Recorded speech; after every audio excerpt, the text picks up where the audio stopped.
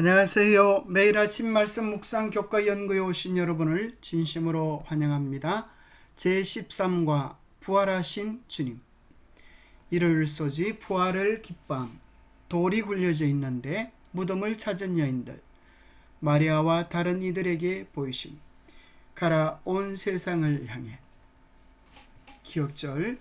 놀라지 말라, 너희가 십자가에 못 박히신 나사렛 예수를 찾는구나. 그가 살아나셨고 여기 계시지 아니하니라. 보라, 그를 두었던 곳이니라. 마가복음 16장 6절. 제 아들의 삶 속에 이보다 더 기쁘고 놀라운 소식이 어디 있었을까요? 주님께서 무덤을 열고 부활하신 이 놀라운 소식은 죽음을 당할 수밖에 없는 모든 인류의 영원한 소망이 되십니다. 더해야 할 질문, 부활의 증거들은 어떤 것들이 있는가? 부활은 오늘 그대의 신앙에 어떤 영향을 미치고 있는가? 부활을 기념하는 가장 성경적인 방법은 무엇일까? 일요일 부활을 기뻐함. 마가복음 15장 16장에는 예수 그리스도의 부활을 감격적으로 기록해 주고 있습니다. 일요일 아침 매우 일찍이 예수님의 장례를 위하여 준비한 향품을 가지고 막달라 마리아와 야고보의 어머니 마리아와 또 살로메가 예수님의 무덤을 향하여 갔습니다. 그런데 놀랍게도 그곳에는 무덤 문이 열려 있었고 청년의 모습을 한 천사가 예수님의 놀라운 부활을 알려주었습니다. 그가 선포하기를, 놀라지 말라, 너희가 십자가에 못 박히신 나사렛 예수를 찾는구나. 그가 살아나셨고 여기 계시지 아니하니라. 보라, 그를 두었던 곳이니라. 예수 그리스도의 부활은 믿는 자들에게 어떤 의미가 있을까요? 예수님은 죽은 자 가운데서 살아나셔서 잠자는 자들의 첫 열매가 되셨습니다. 바로 그 말은 그리스도께 연결되어진 모든 자들이 주님 안에서 다시 살 것을 보장받는 것입니다. 마치 사과나무에 사과가 달리면 또 그 다음에도 줄줄이 달리는 것처럼 예수 그리스도의 부활은 각기 차례대로 부활할 그리스도인들의 부활을 보증해 주는 것입니다. 고린도전서 15장 23절에는 그 놀랍고 기쁜 일이 그리스도께서 강림하실 때에 일어날 것이라고 말씀하고 계십니다. 사도행전 17장 31절에는 예수 그리스도의 부활로 말미암아 모든 사람에게 충분히 믿을 만한 증거를 주셨다고 이야기합니다.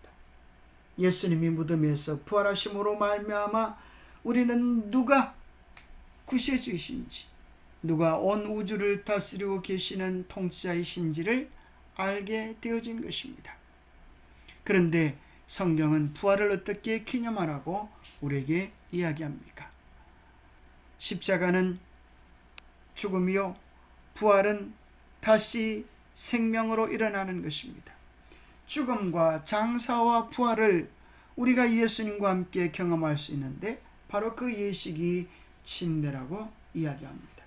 침례는 물속에 들어가서 일어나는 것처럼 우리가 죄에 대하여 장사 지내고 하나님을 위하여, 하나님을 향하여 새 생명으로 일어남을 이야기해 주고 있는 것입니다.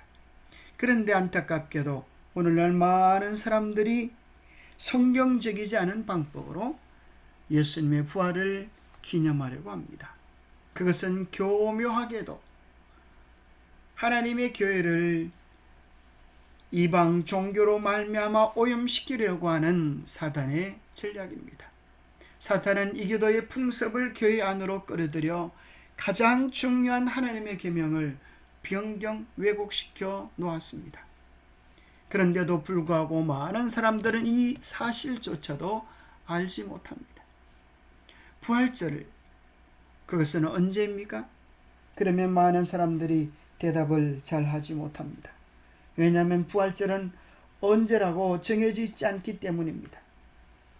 부활절을 찾아가는 방식이 있는데 그것은 충분히 지나고 만월이 지나고 다음에 다가오는 일요일을 부활절로 삼습니다. 그러한 부활절 절기를 계산하는 것은 언제 어떻게 시작되었을까요? 부활절 전해를 사순절이라고 이야기하고 사순절 전을 사육제라고 이야기합니다. 325년 니케아 공의회에서 부활절을 바로 춘분 후 만월 그리고 그 다음에 오는 일요일날로 하기로 제정했습니다.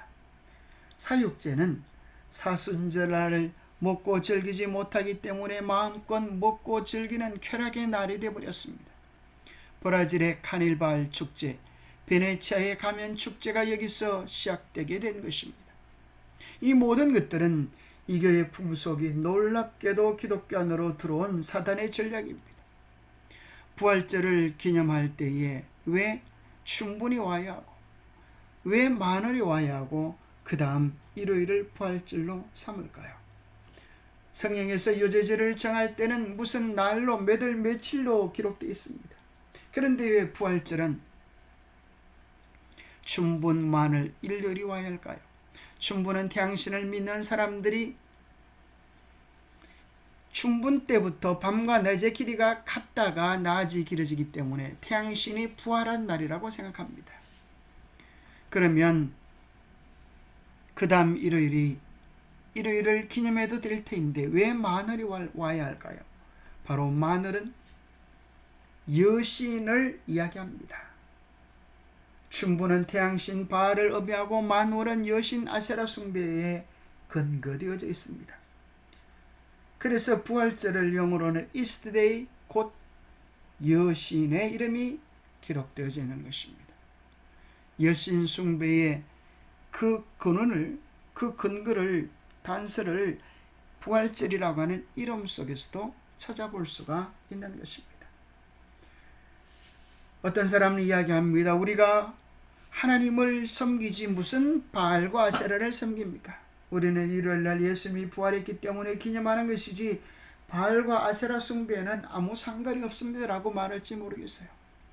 그러나 놀라지 마십시오.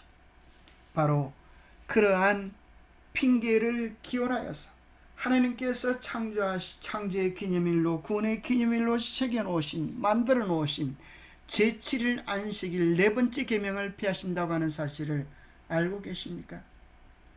바로 하나님의 계명을 배격하고 우상 숭배한 것이 북방 이스라엘과 남방 유다의 멸망의 원인이었습니다. 예레미야 11장 17절은 이야기합니다. 바알에게 분향함으로 나의 노여움을 일으킨 이스라엘 집과 유다 집의 악으로 말미암아 그를 심은 만군의 여호와께서 그에게 재앙을 선언하셨느니라. 마찬가지로 우리가 하나님께서 신이 진수로 기록하신 십계명을 거절하고 변경된 일요일 태양 숭배 바알과 아세라의 숭배 날을 예수님 부활로 핑계대어 지킬 때에 우리는 하나님의 그 엄숙한 심판의 날 바로 서지 못하게 될 것입니다. 월요일 소지 돌이 굴려져 있는데 예수님의 향품을 가지고 가는 제자들의 마음속에 근심이 있었습니다. 누가 우리를 위하여 무덤의 돌을 굴려줄 것인가? 그런데 놀랍게도 와보니 그 돌은 굴려져 있었고 예수님은 부활한 것입니다. 기독교는 죽음의 종교가 아니라 생명의 종교입니다. 사망을 깨뜨리고 무덤을 여신 그리스도께 기초되어 있습니다. 만약 그리스도가 부활하지 못하셨다면 복음 전도도 없을 것이요 그분을 믿는 믿음도 무너져 버렸을 것입니다. 뿐만 아니라 그리스도 안에서 잠자는 자들도 망하였을 것이고 오늘 살아서 그를 믿는 우리들도 세상에서 가장 불쌍한 사람이 되었을 것입니다. 그러나 걱정하지 않아도 좋을 이유는 기독교는 역사적 기초 위에 그리스도의 부활이라고 하는 실제적 근거 위에 기독교가 견고히 서 있는 것입니다. 예수 부활을 믿을 수 있는 7가지 증거는 무엇입니까? 첫 번째는 하나님을 창조주로 믿는다면 부활의 기적에 대하여 조금도 의심하지 않게 되어집니다. 창조하신 분이 새 생명을 다시 주시는 것은 아무런 문제가 되지 않은 것입니다. 창조주이시기 때문에 부활의 주인이기도 한 것입니다. 두 번째는 무덤이 비어있다고 하는 것이 예수님의 부활에 대한 증명입니다. 무신론자 역사가들조차도 그 사실을 인정하고 있습니다. 세 번째는 제자들이 시체를 훔쳐갔다고 하는 주장 또한 개연성이 없습니다. 제자들이 시체를 숨겨 훔쳐가지 못하도록 무장된 로마 군병을 예수님의 무덤을 지키도록 배치했습니다. 아무 힘없고 인약한 제자들이 그 병사들을 따돌리고 그런 일을 할 수는 도무지 없었습니다. 네 번째는 예수 그리스도의 부활을 목격한 무수히 많은 증인들이 있습니다. 고린도전서 15장에는 500여 명의 증인들이 있다고 이야기합니다. 더 놀라운 증거는 무엇보다도 가장 강력한 증거 가운데 한 가지는 오늘날 기독교가 존재한다는 것입니다. 예수님께서 십자가에 달려 돌아가실 때 제자들은 살기 위하여 도망을 쳤습니다. 그런데 살기 위해 도망쳤던 그들이 왜 그리스도를 위하여 하나같이 다 순교할 수 있었습니까? 그것은 무덤에서 부활하신 예수 그리스도를 만났기 때문입니다. 육신적 생명보다 더 중요한 것이 영원한 생명이라고 하는 사실을 그들은 믿고 깨달았기 때문입니다. 여섯 번째는 역사가 예수님의 부활을 증거해 줍니다. 역사는 기원전과 기원으로 나누어져 있습니다. 예수님이 탄생했을 때 동방박사 몇 사람이 겨우 찾아온 것입니다. 놀라운 이적과 표적을 보여주는 삶을 사셨어도 사람들은 믿지 못하고 예수님을 십자가에 못 박아 죽였습니다. 그러나 예수님이 부활하여 온 세상을 바꾸셨을 때 그분의 탄생을 역사의 중심으로 삼고 역사의 왕으로 인정한 것입니다. 그래서 역사의 중심에 예수님의 탄생이 있는 것입니다. 오늘을 2024년이라고 이야기하는 것도 예수님이 탄생하신 지 2024년이 되었다고 하는 이야기입니다. 뿐만 아니라 모든 만물의 씨앗이 부활을 증가합니다. 흔히 겨울을 죽음의 계절이라고 말하고 봄을 부활의 계절이라고 이야기합니다. 죽은 대지에서 꽃이 피고 싹이 돋는 것, 이 모든 현상들은 고린도전서 15장 35절에 보면 부활에 대한 아주 강력한 창조주의 우리에게 알게 해주시는 증거라고 소개해 줍니다. 누가 묻기를 죽은 자들이 어떻게 다시 삶이 어떠한 몸으로 오느냐리니 어리석은 자여 내가 뿌리는 씨가 죽지 않으면 살아나지 못하겠고 우리는 다 죽었다가 살아난 부활의 열매들을 먹고 매일매일 살아가는 것입니다. 화요일소지 무덤을 찾은 여인들. 어떤 사람은 묻습니다. 왜 예수님은 여인들에게 제일 먼저 나타나셨을까요? 저는 이렇게 그 질문을 바꾸고 싶습니다. 예수님의 무덤에 누가 제일 먼저 찾아갔나요? 그들이 제일 먼저 찾아갔기 때문에 당연히 그들이 예수님을 만날 수밖에 없었습니다. 간절히 찾고 찾는 자가 그리스도를 만나게 될 것입니다. 여자들은 예수님을 보지 못하고 그곳을 지키고 있는 천사를 보고 예수님의 부활에 대한 소식을 듣습니다. 그들은 너무나 놀랍고 무서워서 아무에게도 예수님의 부활에 대한 이야기를 할 수 없었습니다만 예수님은 그때뿐 아니라 여러 번 나타나셔서 복음의 비밀을 알려주셨습니다. 그리고 오늘 우리 모두에게 이 놀라운 생명의 소식, 구원의 복음을 땅끝까지 전파하라고 명령하셨습니다. 왜냐하면 예수 그리스도의 부활은 우리 모두의 운명과 직결되어 있기 때문입니다. 우리가 다 죄로 죽을 수밖에 없는 연약한 죄인들이지만 주님께서 우리를 위하여 돌아가셨기 때문에 이 놀라운 사실을 믿고 예수 그리스도를 개인의 구주로 받아들이면 누구든지 영원한 생명 소망에 이르게 될 것이기 때문입니다. 지혜왕 솔로몬도 이야기하기를 전도서 12장 그의 전도서의 결론에 이렇게 이야기합니다. 일의 결국을 다 들었으니 하나님을 경외하고 그의 명령을 지킬지어다. 이것이 모든 사람의 본분이니라. 하나님께서 모든 행위와 모든 엄밀한 일을 선악간에 심판하실 것이기 때문입니다.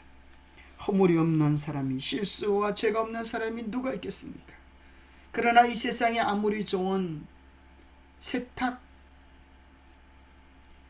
할지라도 우리의 죄를 씻어주는 세제는 없는 것입니다. 오직 예수 그리스도의 보혈만이 우리의 죄를 씻기에 충분합니다. 천하 인간에게 구원받을 수 있는 유일한 이름, 그것은 예수 그리스도입니다. 수율소지 마리아와 다른 이들에게 보이심, 예수님께서 7 귀신을 쫓아내어 주셨던 막달라 마리아에게 먼저 보이시고 후에 여러 제자들에게 보여주시면서 사명을 명하여 주십니다. 왜 예수님께서 여자에게 먼저 나타나시는가? 예수님은 언제나 차별이 없으신 분이십니다. 우리 모두는 다 그분의 사랑스러운 자녀들이기 때문입니다. 갈라디아 3장 28절에 보면 너희는 유대인이나 헬라인이나 종이나 자유인이나 남자나 여자나 다 그리스도 예수 안에서 하나라고 이야기합니다. 인간의 가치는 얼마나 많은 것을 가졌느냐, 얼마나 능력이 있느냐, 얼마나 높은 직위에 있느냐라고 판단되지 않습니다.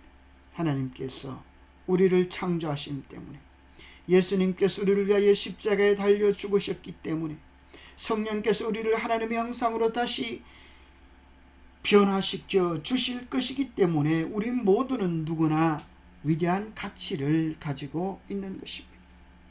이 놀라운 가치를 발견한 우리, 이 놀라운 복음을 경험한 우리에게 주님은 말씀하십니다.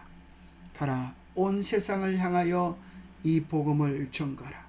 그러면 내가 너희를 도와서 너희를 방해하는 여러 사단의 방해와 장애물들로부터 너희를 보호하고 지켜주리라. 왜 주님께서 우리에게 힘들게 느껴지는 이 복음을 전하게 하셨을까요? 그리고 어떻게 하는 것이 가장 효과적인 복음 전도의 방법일까요? 복음 전도의 가장 효과적인 방법은 우리가 먼저 그 복음을 누리는 것입니다. 예수 그리스도와의 살아있는 실제적인 신앙생활, 그래서 우리의 삶 속에서 주님을 닮아가 주님의 향기가 되는 것, 그것이 가장 효과적인 복음 전도의 방법이라고 소개해 주고 있습니다. 사람들은 우리가 말하는 논리에는 도전하고 반박할지 몰라도 사심이 없는 사랑을 실천하는 생애는 결코 반박할 수 없는 논쟁이 될 것입니다. 우리는 복음 전파를 통하여 그리스도와 같은 성품을 닮을 수 있기에 주님은 우리에게 이 일을 맡겨주신 것입니다. 죄로 말미암아 죽어가는 영혼이 주님께로 돌아오는 그 놀라운 구원의 기쁨을 우리로 맛보게 하기 위하여 주님은 영혼을 위하여 수고하고 전도하는 아름다운 일을 우리에게 맡겨주신 것입니다. 기도하겠습니다. 하나님 아버지, 참으로 죄로 죽을 수밖에 없는 우리들에게 예수님께서 어떠한 계획을 가지고 계시는지를 친히 무덤을 깨뜨리고 부활하셔서 실증해 주심을 인하여 감사합니다. 예수님이 부활의 첫 열매가 되셨던 것처럼 예수 그리스도를 개인의 구주로 받아들이고 주님을 따라가는 모든 이들이 예수님과 같은 놀라운 부활의 소망으로 일어서게 하심을 인하여 감사합니다. 이 벅차고 놀라운 감격적인 소망을 우리만 누릴 것이 아니라 예수님의 명령을 실천하여 우리도 이 귀한 복음을 우리의 가족들에게, 우리의 친척들에게, 우리의 이웃들에게 나눌 수 있도록 도와주옵소서. 주님께서 우리에게 맡기신 이 귀한 사명으로 우리도 일어서서 이 사명을 감당하고 영광 중에 오시는 우리 주님을 맞이할 수 있도록 축복하여 주시옵기를 우리 주 예수 그리스도 이름 모자하여 간절히 간구하옵나이다. 예수 그리스도의 부활은 역사적 사실입니다. 매일 주님과 동행하는 신령한 즐거움이 우리의 삶에 함께 하시기를 축복합니다. 감사합니다.